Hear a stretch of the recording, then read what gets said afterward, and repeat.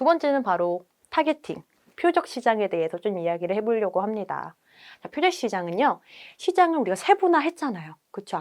아까 앞에 한 것처럼. 그러면 이제 적정 규모를 선택하는 것이 가장 중요한데, 이를 타겟팅이라고 한다. 자, 시장이 우리가 세분화시켰으면 어떤 시장에 들어갈 것인가? 아까 말했처럼 willing to pay, 지불 의지가 있는 집단을 찾아야 돼서 우리의 제품을 사줄 사람들, 소비자들을 찾아야 된단 말이죠. 그리고 타겟팅을 할 때 기준은 자사의 규모가 타겟팅 시장과 적합해야 한다. 우리는 정말 조그만한 규모가, 자사가 규모가 이 정도인데 정말 말도 안 되는, 갑자기 뜬금없이 막 백화점 이런 데 막 이런 데 타겟으로 할 거다, 이러면 안 된다고 말씀을 드리고 싶어요. 그리고 이는 자사의 자금력이나, 봐봐요, 인적 자원 보유 현황을 관련되어야 한다. 이 점 꼭 잊지 않으셨으면 좋겠습니다. 그래서 타겟팅에 한번 예시를 한번 더 준비를 해봤습니다. 이번엔 타겟팅의 성공 사례에 대해서 한번 이야기를 해보도록 하겠습니다. 역시 여러분 룰루레몬이라고 혹시 들어보신 적 있으신가요? 제가 밑에 해시태그를 5개를 달아놨는데요. 한번 살펴보도록 하겠습니다.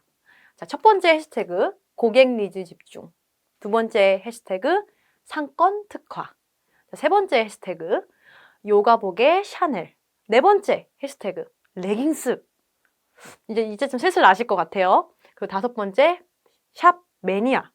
이 5개 중에서 여러분들의 귀에 처음 들어보시고 딱 눈을 사로잡는 해시태그가 한 개 있으실 것 같아요. 바로 요가복의 샤넬이라는 단어가 아닐까 싶습니다. 자, 샤넬이라는 브랜드, 명품 브랜드, 여자들의 로망, 너무 사고 싶은 샤넬 가방, 그런 것들이 생각이 들 것 같은데요. 요가복의 샤넬, 이름만 들어도 정말 비쌀 거라고 여러분들이 생각이 드실 것 같습니다.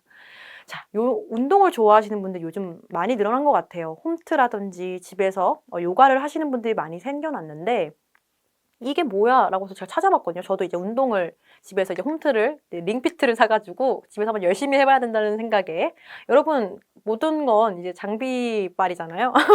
그래서 남자분들도 공감을 하실 것 같은데, 운동을 딱 시작한다 그러면 여러분 일단 위에 운동복부터 사야 되잖아요. 탑이랑 레깅스랑 또 애꿎은 매트도 사야 되고요. 애꿎은 뭐 아대도 사고요. 또 굳이 필요 없는데 머리띠도 사잖아요.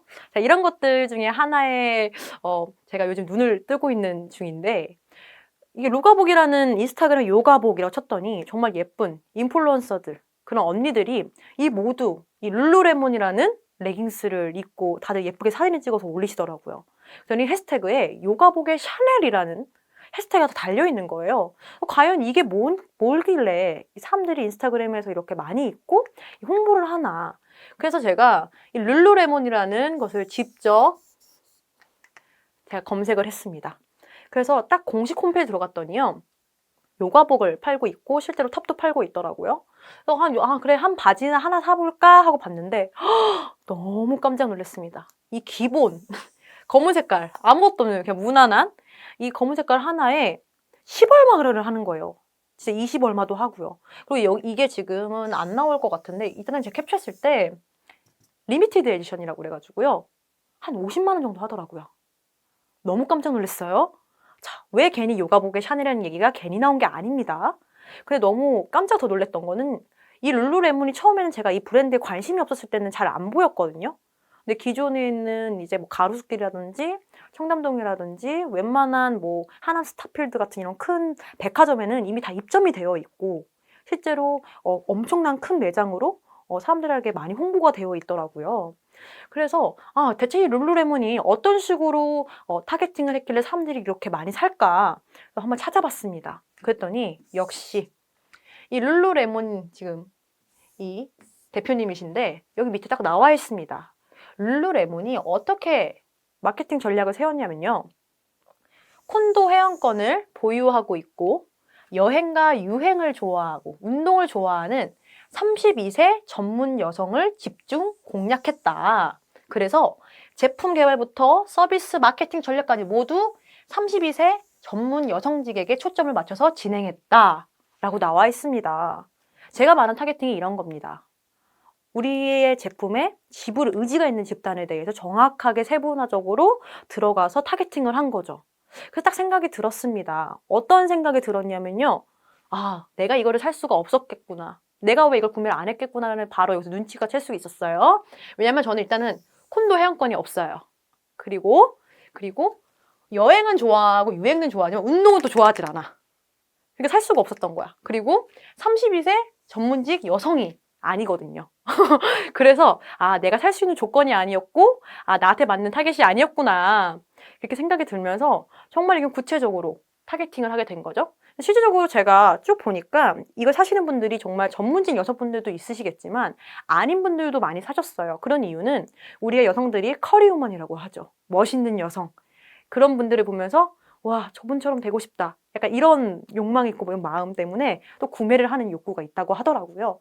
그래서 실제로 이 룰루레몬은 10년 만에 2008년에 매출이 3억 5천만 달러. 와, 전 깜짝 놀랐어요. 이런 단위의 숫자가 나올 수 있다는 게, 와, 4,097억 원 정도가 되는 이런 매출을 올렸다는 기사가 나왔습니다.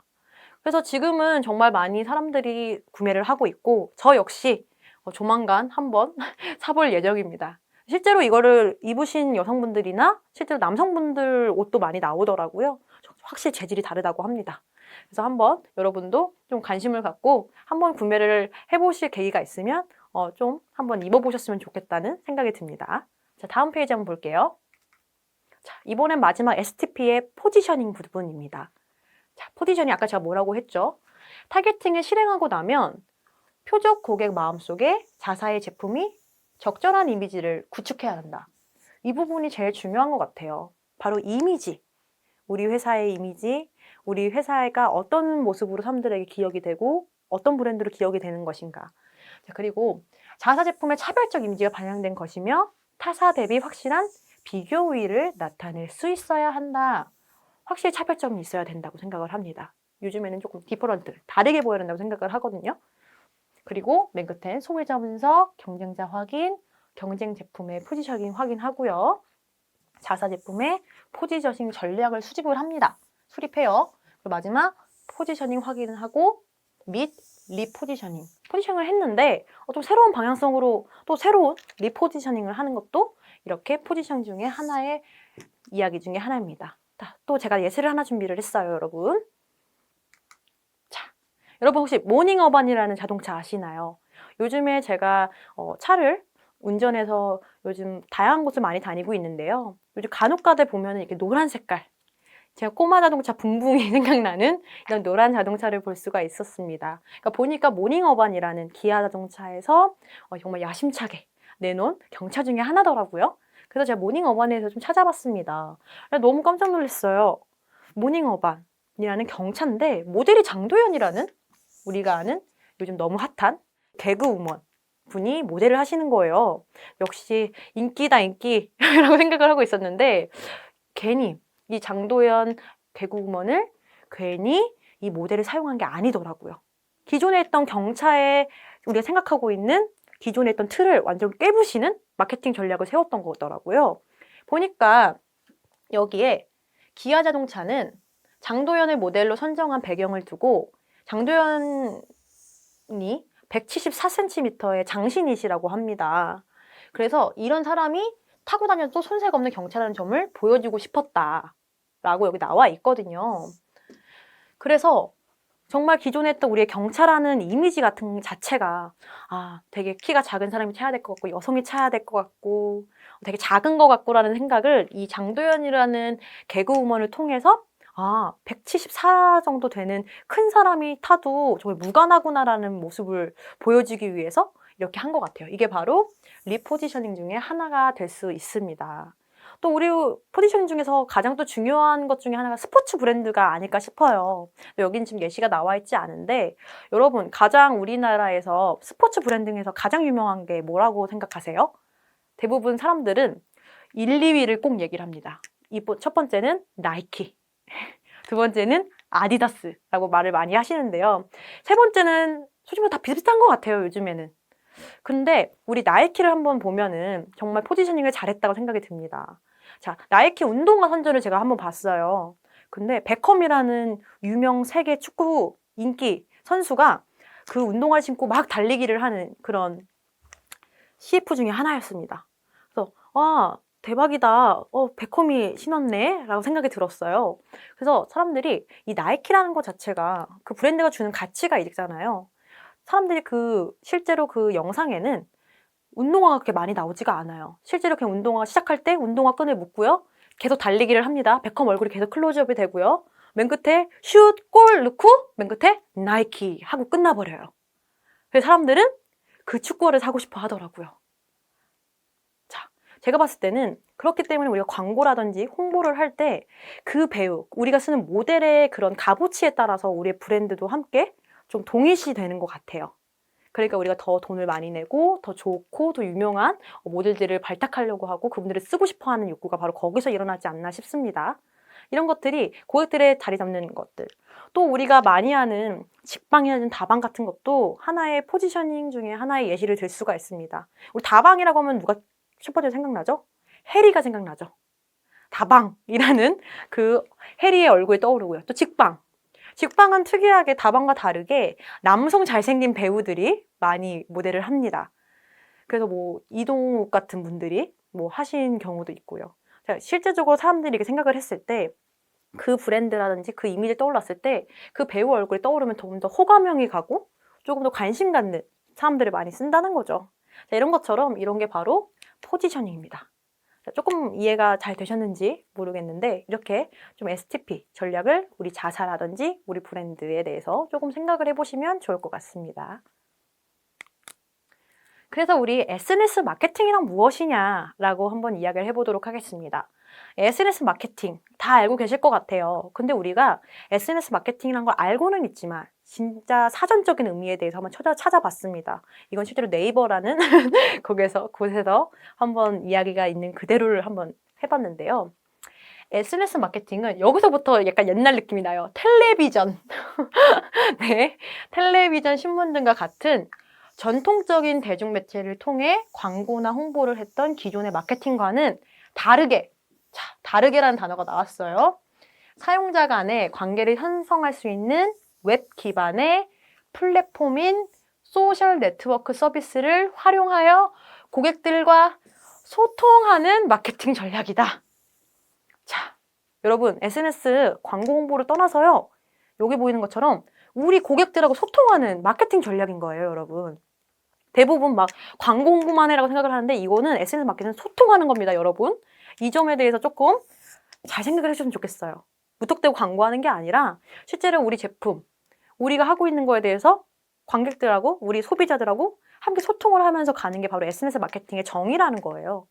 자, 그래서 우리가 아는 것처럼 SNS 마케팅이 생기기 전에는 어떤 것들이 있었을까? 혹시 여러분 버즈 마케팅이라는 거 혹시 알고 계신가요? 처음 들어보신 분들 되게 많을 거예요. 자, 버즈 마케팅이 어떤 것이냐? 사진만 봐도 바로 알 것 같아요. 제가 귀여운 이 벌꿀 모양의 벌들을 그려놨는데요. 이제 영어로 윙 벌들이 이제 귓가에게 맴도는다는 그 버즈라는 단어에서 파생된 버즈 마케팅. 계속 귓가에 맴돈다. 맴돌게 하는 마케팅 전략이 바로 이 버즈 마케팅이라고 합니다. 그러니까 바렐러 마케팅 생기기 전에가 구전 마케팅이라고 생각하면 참 쉬울 것 같아요. 자, 근데 이 버즈 마케팅이라는 것 자체가 우리가 지금도 현재 많이 알고 있고 현재 많이 사용하는 것도 많아요. 어떤 것들이면 우리가 실제로 헬스장 같은 데 앞에 가면요. 사람들이 이제 그 뭐 나눠주는 거 있잖아요. 종이 같은 거. 그런 것도 하나의 버즈 마케팅이 될 수가 있고요. 또 버즈 마케팅이 정말 SNS 마케팅이 생기기 전에는 사람들이 가장 많이 했었고 뭐 현수막이라든지 뭐 이런 것들 있잖아요. 포스터. 이런 것도 하나의 버즈 마케팅이 될 수가 있고요. 근데 대신 버즈 마케팅에 안 좋은 점과 좋은 점이 명확합니다. 자, 기존에 우리가 다른 지역에 가게 되면은 우리가 막 전주라든지 부산 같은 데 가면은 거기 살고 계신 시민분들, 그 지역분들만 아는 이렇게 로컬 푸드라고 하죠. 네, 그런 것들을 우리가 할 때는 정말 버즈 마케팅에서 성공 사례 같은 경우는 거기에 유명한 식당이라든지 이런 것들을 보면은 여기 부산에 가면 꼭 먹어야 될 음식 이거 우리가 어떻게 알까요? 바로 SNS 마케팅에서 또 파생이 된 거거든요. 그러니까 이게 버즈 마케팅 같은 경우에는 정말 그 주변에선 유명할 수는 있지만 다른 지역까지는 유명해지긴 좀 힘든 좀 제약적 거리가 있고 그렇기 때문에 다른 지역의 사람들 우리가 지금 전주에 있는 비빔밥이 유명하다는 것도 SNS를 통해서 한옥마을이 있다는 것도 SNS 마케팅을 통해서 알고 있잖아요. 자, 그래서 앞에 버즈 마케팅에서 한번 이야기를 해봤는데요. 이번에는 바이럴 마케팅에 대해서 한번 이야기를 해보도록 하겠습니다. 바이럴 마케팅, 여러분들이 너무 잘 아시는 SNS 마케팅을 말씀을 드리는 건데요. 여러분이 아시는 블로그, 인스타그램, 페이스북, 유튜브, 틱톡, 이 모든 것들을 바로 바이럴 마케팅이라고 말씀을 드릴 수 있습니다. 자, 바이럴 마케팅은요, 두 가지의 언어가 합성이 돼서 만들어졌는데요. 바이러스 플러스 오럴, 구강의. 그러니까 바이러스처럼 빠르게 퍼져나간다, 온라인상에서 해서 바이럴 마케팅이라고 말씀을 드릴 수 있습니다. 근데 이 중에서요, 여러분, 요즘엔 정말 유튜브를 안 하시는 분들이 없을 정도고, 이런 언택트 시대의 가장 필수로 사람들이 많이 찾고, 현재는 많은 분들이 컨텐츠를 만들어내시는 것 같아요. 자, 근데 여러분들이 가장 여기서 생소한 부분이 바로 이 틱톡 부분이 아닐까 싶습니다. 자, 왜 바이럴 마케팅 안에 틱톡이 들어갔죠? 라는 질문을 저한테 하실 것 같고, 실제로 저도 그렇고, 여기 지금 제 강의를 보고 계신 분들께서도 실제 틱톡을 사용하신 분이 거의 없으실 것 같아요. 자, 틱톡은 왜 그랬냐면요. 전 이 틱톡이라는 시장이 굉장히 앞으로 커질 것이고, 또 이거를 통해서 우리가 홍보를 하는 일이 많아질 것 같아서 제가 넣어봤거든요. 자, 실제로 이 틱톡은요, 중국에서 10년 전부터 엄청난 인기 상승이 있었고요. 우리나라에서도 예전에 들어왔던 것 중에 하나입니다. 저의 지금 조카가 있는데요. 조카가 초등학교 3학년 여자아이입니다. 이 틱톡을요, 하루 왼종일 찍고 있고 하루 왼종일 보고 있어요. 근데 보면은 움짤같이 춤을 추면서 노래에 맞춰 춤도 추고 굉장히 다양한 짤막짤막한 30초, 한 1분 사이에 있는 컨텐츠를 계속 만들어서 올리는 거더라고요. 그래서 페이스북이랑 인스타그램처럼 서로 하트도 누르고 서로 좋다고 댓글도 쓸 수 있고 굉장히 신기한 컨텐츠를 올리는 하나의 어플이라고 생각을 했는데 이게 처음에 틱톡이라는 게 우리나라에서는 지금 최근에 엄청난 많은 사람들이 이용하는 게 되지 않았나 싶습니다. 틱톡이 처음에 인기였던 이유 중에 가장 큰 이유는 여러분 혹시 온나나라는 알아요? 온나나나라는 그런 댄스, 발댄스 했던 것 때문에 이 틱톡이 정말 많은 분들이 찾게 됐고 그 다음으로 정말 빵 터졌던 건 뭐니 뭐니 해도 지코의 아무 노래 챌린지 여러분 다 아실 거예요. 그런 아무 노래 챌린지라는 게 지코가 뭐 인스타그램이나 페이스북이나 이런 걸 절대 홍보하지 않았어요. 블로그라든지 그냥 틱톡에 그런 또 춤에 대한 챌린지를 올려놓은 것 뿐인데 그 이후에 우리가 아는 뭐 싹쓸이라든지 아니면 뭐 제시 같은 이런 가수들이 이제 틱톡도 하나의 본인의 노래를 홍보하는 수단 중으로 사용하고 있다는 거죠. 그리고 실제로 저희 동대문이라든지 이런 옷 같은 곳에 하시는 분들이 얘기를 제가 전에 들었는데 중국에서 많은 분들이 옷을 엄청 많이 가져가서 중국에 판매를 하시는 일을 하시는 중국 분들이 이 틱톡이라는 거를 라이브를 틀어놓고서 옷을 입고 그 댓글로 소통을 하면서 옷을 사간대요.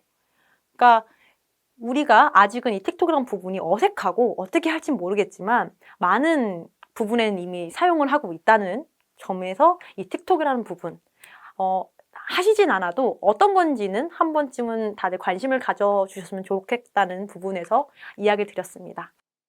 그래서 한번 우리가 이 얘기를 한번 짚고 넘어가도록 하겠습니다. 자신들은 자신이 사회적 이미지를 온라인 공간에 형성하기를 위해 인스타그램, 페이스북, 유튜브를 글과 영상을 올린다. 이 글에 대해서 여러분들은 어떻게 생각하세요? 인스타그램, 페이스북, 유튜브에 사람들이 자신을 자랑하고 싶은 것들을 보통 올리게 됩니다. 앞에 제가 말씀드린 것처럼 있어빌리티라고 해서 내가 있어 보이고 자랑하고 싶은 것들을 많이 올리게 된단 말이죠. 저도 역시 오늘 강의한 거에 대해서 인스타그램에 올릴 예정입니다. 사람들은 이렇게 자랑하고 싶어하고 그러니까 내세워 보이고 싶어하고 남들이 부러워하는 걸 즐기는 것 같아요. 그래서 이 인스타그램, 페이스북, 유튜브를 지금 제 강의를 듣고 계신 분들 중에서 하나도 안 하시는 분들이 계신다면 꼭 가입을 하셨으면 좋겠어요. 많은 창업자분들이 저에게 항상 하시는 말씀이 인스타그램, 페이스북, 유튜브에 홍보하고 싶어요. 저희 제품을요. 홍보해 주세요. 라고 저한테 이렇게 의뢰를 해주신단 말이에요. 근데 당연히 그분들은 전문가가 아니기 때문에 전문가분에게 이렇게 의뢰를 한다는 건 당연한 일이지만 저는 일단은 인스타, 페이스북, 유튜브를 가입도 안 하신 대표님께서 그렇게 말씀을 하시는 부분에 대해서 약간은 아쉬움이 있는 것 같아요. 왜냐면 일단은 인스타그램, 페이스북, 유튜브가 어떤 식으로 컨텐츠가 올라가고 어떤 식으로 하는 건지는 기초적인 부분은 조금 아시고 좀 전문가한테 의뢰를 하시는 게 저는 맞다고 생각을 합니다. 너무 그 업체나 너무 다른 전문가분한테 아예 그냥 확 맡겨버리는 것보다 요즘 사람들은 인스타그램 이렇게 올리는 거구나. 페이스북 이렇게 하는 거구나. 요즘은 유튜브 이런 식으로 컨텐츠를 만드네. 이런 것들을 아시다 보면은 마케팅 전략이나 마케팅을 전문가들 요청하실 때 조금 더 수월하지 않을까 싶습니다. 그래서 이제 창업자들은 사람들이 어떠한 제품들을 SNS에 올리는지 집중해야 한다. 아까 말씀드린 것처럼 요즘 사람들은 어떤 거에 열광하고 어떤 거를 좋아하는지. 우리 한창 코로나19 때문에 대인기였던 거 요즘 아세요? 달고나 커피? 정말 힘들어 죽는 줄 알았습니다. 근데 사람들 인스타그램에 다 올렸어요. 그리고 또 그 뒤에 후표로 나온 게 뭐죠? 2,000번 저은 계란말이. 네. 사람들 다 적고 실제로 말아서 올리는 영상까지 컨텐츠로 만들어지더라고요. 요즘에는 코로나19 때문에 사람들이 집에서 이런 식으로 놀고 있구나. 그리고 뭐 양파 키우기라든지 뭐 토마토 키우기 이런 것도 정말 코로나19 때문에 SNS 통해서 사람들이 많이 올렸단 말이에요. 그런 것들을 생각해 보면서 이런 식으로 사람들은 뭔가를 지금 요즘 어떤 식으로 트렌드가 가고 있구나를 좀 엿볼 수도 있는 거기 때문에 꼭 인스타그램, 페이스북 가입하셨으면 좋겠습니다. 그래서 적어도 그러한 제품들은 사람들이 다른 사람들에게 자랑하고 싶어하는 제품인 것은 확실하다라는 것도 여기 전체적인 이야기가 다 그거예요. 내 제품, 내 아이템이 올릴 만한 것인지 자랑하고 싶은 것인지에 대해서 소비자들한테 봤을 때 내 소비자가 이거 봤을 때 분명 인스타에 올릴 거야. 이런 아이템을 만드는 게 가장 중요하다는 거죠. 그래서 바로 이 부분에 대해서 말씀을 드리고 싶습니다. 자, 개인적, 공적이라는 단어가 보이고요. 로우, 하이, 인발브먼트, 관여도라는 이야기입니다. 자, 저관여도, 고관여도 이게 무슨 얘기냐? 말 그대로 관여를 하는 거예요. 여기는 저관여도, 적게 관여를 하는 거고 여기는 하이, 높게, 많이 관여를 하는 거라는 이야기인데 이게 왜 생겨난 거냐면 옛날에는 어떤 행위를 할 때 사람들이 관여를 하는 것, 그러니까 어떤 거를 간다, 뭐 예시를 들어, 이게 맞는 예시인지 모르겠는데 쉽게 이해를 돕기 위해 얘기를 해볼게요. 예전에 남자친구랑 여자친구가 만약에 데이트를 한다라고 생각을 하면은 이제 SNS 이런 인터넷이 없었을 때는 그냥 맛집에 가서 밥을 먹으면 됐고 앞에 있는 카페에서 좀 분위기 괜찮은 카페에 가서 여기 가서 한번 먹어볼까? 이런 식으로 관여하는 게 좀 적어졌다는 거예요. 그래서 같이 맛있는 것도 먹고 하는데 이제 이 저관여에서 고관여로 바뀐 이유가 이 SNS 때문이에요. 왜냐면 남자친구 여자친구 만나려면 이왕 가는 거 예쁜 집에 가서 인스타그램 사진을 찍고 맛있는 자랑하고 싶은 음식을 인스타그램에 올리고 싶으니까 예전보다 카페를 간다든지 데이트를 할 때 사진 찍기 좋은 장소를 많이 찾게 되고 그 옛날보다 관여하지 않은 부분에서 더 많이 관여하게 됐다. 즉 피곤해졌다는 거예요. SNS가 생겨나면서. 그래서 즉 소비자들이 실제로 SNS의 그 인스타그램에 조그마한 정사각형의 사진이 메인 한 장이 딱 올라갑니다. 근데 저도 지금 여러분 앞에서 이렇게 열심히 강의를 하고 있어요. 그러면 일단은 그 인스타그램이나 이런 것에 보여지는 이미지가 여러분들이 다 알 거 아니에요? 그게 이제 고객들의 본인의 정체성이 돼버린 거죠. 그래서 이제 이 사람이 제가 만약에 예전에 그런 것도 있었던 것 같아요. 그 마카롱 같은 것도 내가 지금 고작 편의점에서 5,000원짜리 도시락을 먹지만 2,000원짜리 마카롱을 사서 인스타그램에 올리시는 분들도 되게 많았어요. 왜냐면 즉 그 인스타그램에 보이는 이미지가 나의 정체성이 되고 사람들이 그걸로 저를 판단하고 사람들이 그걸로 문예진 대표는 이런 식으로 되게 마카롱 먹고 되게 우아하고 고급스러워 보인다. 그리고 막 이렇게 괜히 샤넬 립스틱, 막 입생로랑 립스틱 막 이런 것도 자랑해서 올리시는 분들도 되게 많았거든요.